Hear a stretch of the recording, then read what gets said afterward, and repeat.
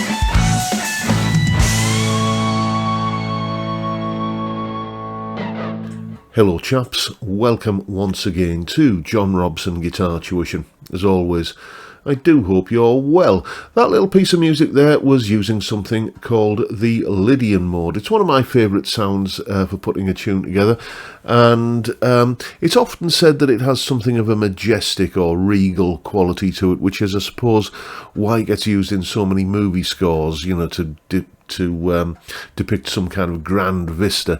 Danny Elfman, for example, he uses the Lydian mode quite a bit, as does John Williams. But it's not just limited to that sort of use. Joe Satriani famously used the Lydian mode in one of his big kind of well-known tunes called Flying in a Blue Dream, as well as Oceans by Pearl Jam, almost forgotten then, Dancing Days by Led Zeppelin, and you can also make the case that Dreams by Fleetwood Mac is somewhat Lydian in its structure. So this Lydian mode thing then, what is it? What's it all about? How do you use it? What makes it work? And, you know, what makes it tick? Well, here's some information. Here is the explanation. Okay, so what exactly is the Lydian mode then? Well, if you've been watching these videos that I've been doing on the topic of modal chord sequences and how to play over them, you will know that a mode is nothing more than a major key viewed from the perspective of one of the chords in that key. And in the case of the Lydian mode, what we're doing is we're viewing the entire key from the perspective of the 4 chord. And if you need a little bit of a recap on that, we know that the way to tell what chords are in a key is to basically play this shape, an E, then go to an A at the same fret, and then move that A shape up a couple of frets, using a bar chord in this case, and play a B. Those are the 1, 4, and 5 chords in the key of E major. So A is the 4 chord. There are some minor chords in any key, including the key of E major, and the way you would find those is just look up the relative, or figure out, or just know the relative minors of each of those three major chords. So the relative minor of E is C sharp minor, the relative minor of A is F sharp minor, and the relative minor of B is G sharp minor. But we're not using any minor chords in this tune, so we can dispense with those. So the trick is to take these three chords, let's say the E, the B and the A, and make it sound resolved on that A chord. As you can hear there, the E chord, the B chord and the A chord, it kind of wants to go back to the E to sound resolved. And most Lydian mode tunes and chord sequences tend to do the thing of bolstering that 4 chord, that A chord tonality, and making that sound like the centre of gravity rather than the E chord, by using a very simple trick, just keeping an A bass note under everything. So if I play an A major chord, then move that up 2 frets, it becomes a B major chord, like that, but I'm going to keep the A bass note underneath it. And then the E chord, which we'd normally play like that, but I can play it on 4 strings and have the A note underneath that, and then back to the A chord again. So you could get something like this.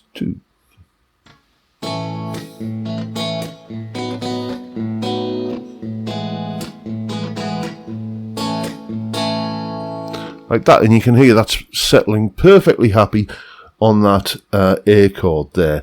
Unlike previously when we played those 3 chords, the E, the B and the A, and it wanted to go back to the E, if you just keep that A bass note going underneath everything, then it tends to make everything want to resolve to the A. So I think the chord sequence I played in the main sort of verse part of that piece earlier was A, B over A, E over A, back to an A again, then the E over A again, to a B over A, the E over A again, and then back to A. So it ended up something like this: 2, 3, 4.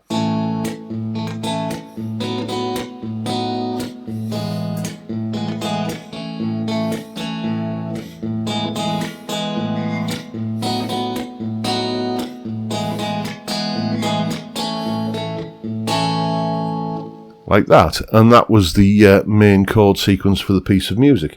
Then in like the B sections, all I did was transpose that up to C. So we had C to a D over C to a G over C,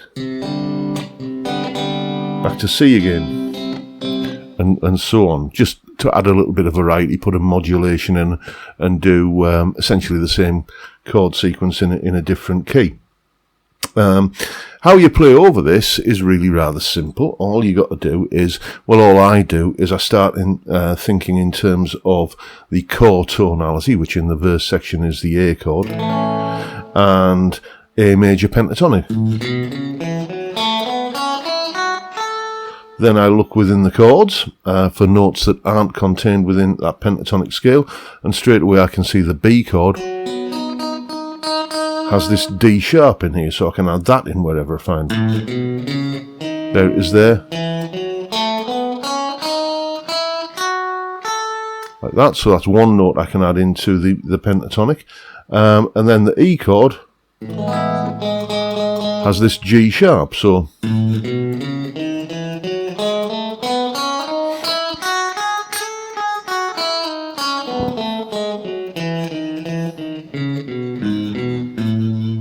like that, and that is how I derive fingering for the A Lydian mode.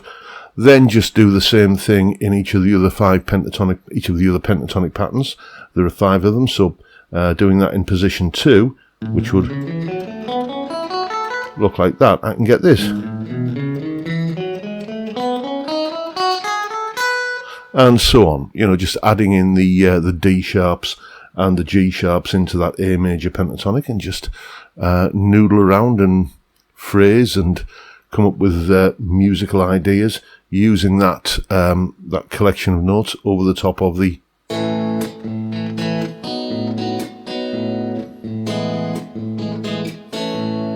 chord sequence, like that. It is true to say that when you take an A major pentatonic and add in the D sharp and G sharp notes, it is exactly the same thing as an E major scale. It's the same collection of notes. All you're doing is rebiasing it towards the A note. But it's important when you're playing to have a comfortable way of thinking of these things. And for me, this is personally understand it works for me. I like to think in terms of the core pentatonic and then which extra notes I can add in. It keeps me anchored in that A major tonality. If I start just thinking of an E major scale, then chances are I'm going to start thinking of E as being the home note, as being the note that I'm going to gravitate towards, rather than the A major tonality. So that is what is going on with the Lydian mode. Hope that made some kind of sense. And now you know what to do. Go away and have some fun with it. And as always, you'll find a full tab for the piece of music at the top of the video in both Guitar Pro and PDF formats, along with a clip of me playing it. That explanation you've just seen there, and a jam track to play along with yourself, all of that is up on my Patreon page.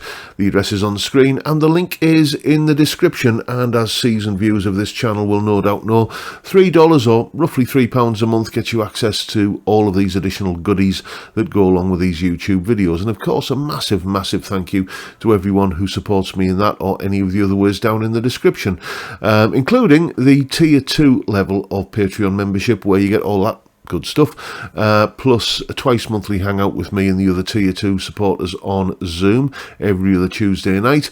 A great little get together that. It's I can highly recommend it, plus some extra video content that I put out, like reaction videos and stuff that I put up on the Patreon platform. So thank you to anyone who signed up for any of that, any of the ways down in the description, which helped me keep the lights on around here. Much appreciated. Thank you so much.